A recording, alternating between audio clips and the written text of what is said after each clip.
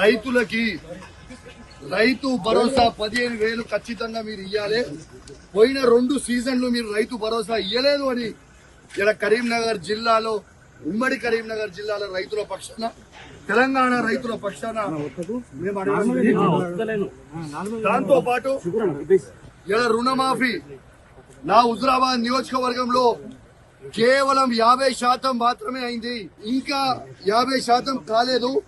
నా హుజురాబాద్ నియోజకవర్గంలో రైతులకి రుణమాఫీ చెయ్యాలని నేను డిమాండ్ చేశాను. నా దళిత కుటుంబాలకి సాచ్యురేషన్ మోడ్ లో 18,500 కుటుంబాలకి మేము దళిత బంధు ఇస్తే, రెండో విడత దళిత బంధుని వీళ్ళు ఇవ్వకుండా మా దళితులకి ఇబ్బంది పెడతా ఉన్నారు.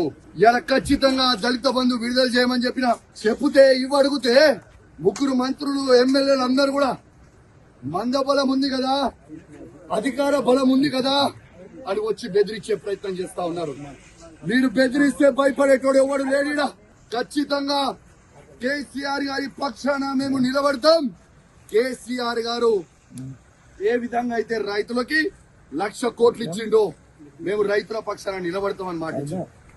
అదే విధంగా మేము మాట ఇచ్చినట్టు నిలబడతా ఉన్నాం. ఎందుకు ఈ దౌర్జన్యం అని అడుగుతా ఉన్నాను.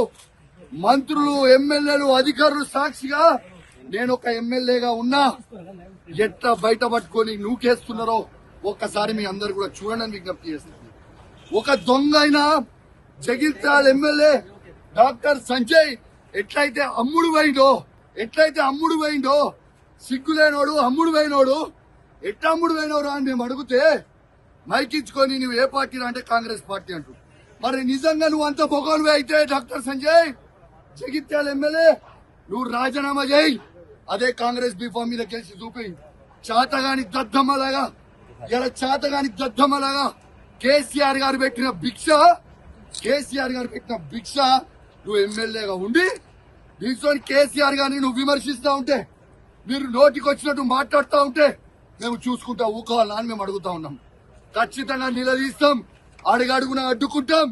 ఖచ్చితంగా ఇచ్చిపెట్టే ప్రసక్తే లేదు. వాళ్ళు ఖచ్చితంగా ఇవాళ రైతులకి 15,000 రూపాయలు రైతు భరోసా ఇవ్వాల్సిందే.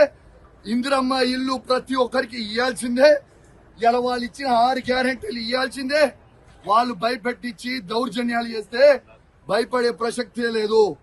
ఖచ్చితంగా వాళ్ళు ఇచ్చే 6 గ్యారెంటీల హామీలు ఖచ్చితంగా వాళ్ళు ఇచ్చే వరకు వాళ్ళని ప్రశ్నిస్తూనే ఉంటాం. 420 హామీలు ఇచ్చే వరకు ప్రశ్నిస్తూనే ఉంటాం. మీరు కేసులు పెట్టి మమ్మల్ని ఇబ్బంది పెట్టి భయపెట్టాలనుకుంటే మీతోని కాదు, మీ తాత జేజమ్మతో కాదు. అధికారులకు కూడా చెప్తా ఉన్నాను.